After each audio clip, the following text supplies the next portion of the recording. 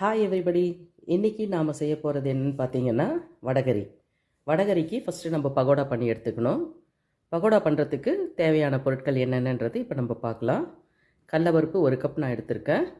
மஞ்சள் பொடி, இஞ்சி பூண்டு பேஸ்ட்டு, கருவேப்பிலை, கொத்தமல்லி, பொரிக்கிறதுக்கு ஆயில், கொஞ்சம் சீரகம், சோம்பு, தனியா, வெங்காயம் பொடியாக கட் பண்ணிக்கணும், உப்பு. இதுதான் தேவையான பொருட்கள். ஃபஸ்ட்டு வடகரி எப்படி பண்ணுறது நம்ம பார்ப்போம். இந்த வெங்காயத்தை பொடியாக நம்ம கட் பண்ணிக்கணும். கடலப்பருப்பை ஒரு 2 மணி நேரத்துக்கு கழுவி தண்ணி ஊற்றி ஊற வச்சுக்கணும். நான் ஆல்ரெடி கழுவி தண்ணி ஊற்றி நல்லா ஊற வச்சுருக்கேன்.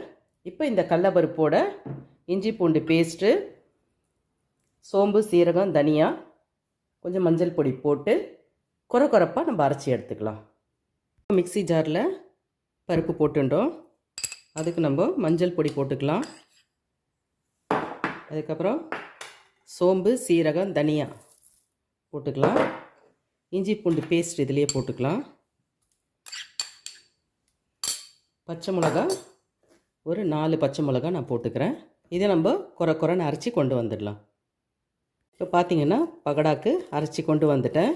இப்போ இது கூட நம்ம வெங்காயமும் உப்பும் ஆட் பண்ணிக்கலாம்.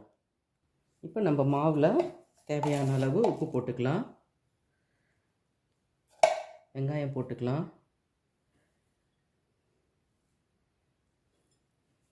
கொத்தமல்லி போட்டுக்கலாம். இது எல்லாத்தையும் பிசைஞ்சு நம்ம பகோடா சுட்டு எடுத்துக்கலாம். இப்போ கடாய் வச்சிட்டோம். நம்ம எண்ணெய் ஊற்றிக்கலாம்.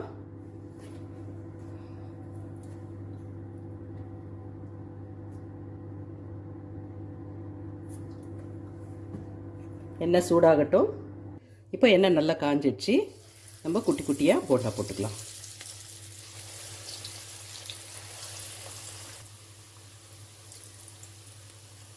இப்போ 2 பக்கமும் செவக்க வச்சு நம்ம எடுத்துடலாம். பகடாவை எடுத்துடலாம்.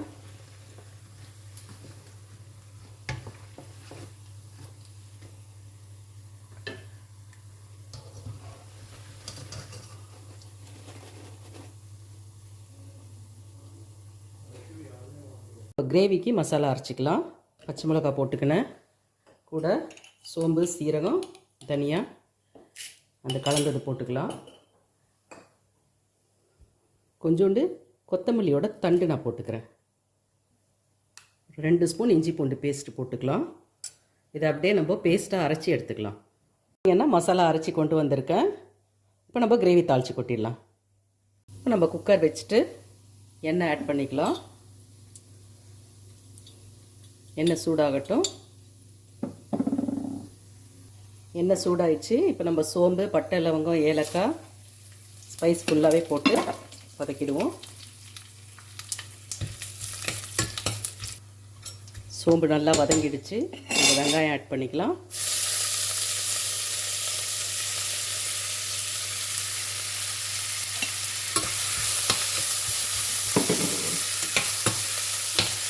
வெங்காயத்தில் உப்பு போட்டு நல்லா வதக்கிக்கலாம்.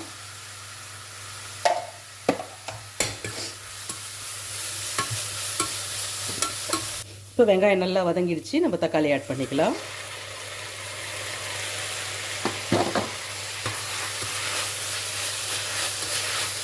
இப்போ நம்ம அரைச்ச மசாலாவை ஆட் பண்ணிக்கலாம்.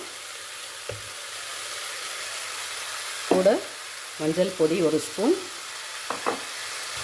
மிளகாத்தூள் ஒரு 1.5 ஸ்பூன் போட்டுக்கலாம். ஏற்கனவே நான் பச்சை மிளகாய் ஆட் பண்ணியிருக்கேன். அதனால் நீங்கள் உங்கள் காரத்துக்கு ஏற்ற மாதிரி ஆட் பண்ணிக்கோங்க.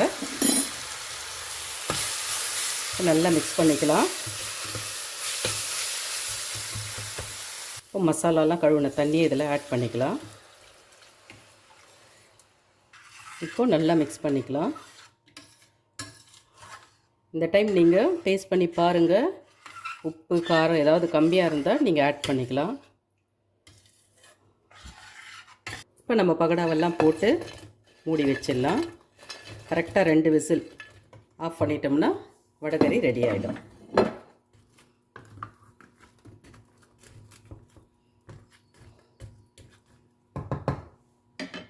குக்கரை மூடி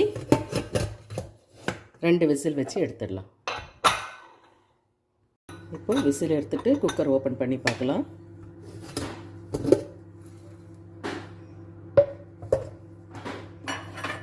பாருங்க, அருமையாக வந்திருக்கு.